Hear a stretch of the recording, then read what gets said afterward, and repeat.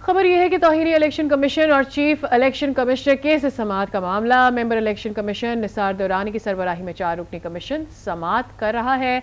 Chairman PTI Asad Umar और फवाद चौधरी में से कोई भी पेश नहीं हो सका है। इलेक्शन कमीशन ने केसेस की समाअत 6 दिसंबर तक मुलतवी कर दी है। मजीद जानते हैं रेहान शेख से। जी रेहान शेख, कोई क्यों पेश नहीं हुआ?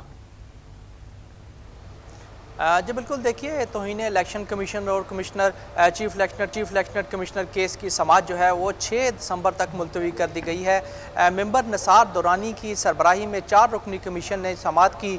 सबसे पहले चेयरमैन पीटीआई के वकील के मावन वकील पेश हुए और बतलाया कि वकील जो हैं वो सुप्रीम कोर्ट में मसरूफ़ हैं, जिस पर मेंबर कमीशन ने कहा कि फिर क्या किया जाए। उन्होंने कहा कि हम थोड़ा सा इंतज़ार करने की दरख्वास्त है, जिस पर उन्होंने कहा अच्छा देख लेते हैं। और उसके बाद सेक्रेटरी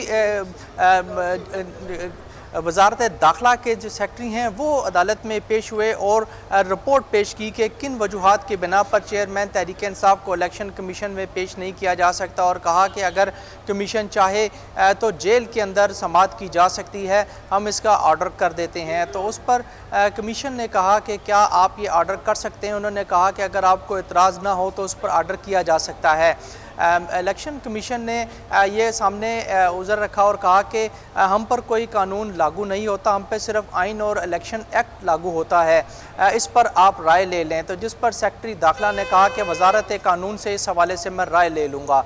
जिसके बाद फवाद चौधरी के वकील अदालत में पेश हुए तो कमीशन ने पूछा कि फवाद चौधरी कहाँ हैं, तो उन्होंने बताया कि वो अडियाला जेल में हैं, जिस पर इलेक्शन कमीशन ने कहा इस पर मुनासिब आर्डर जारी करेंगे।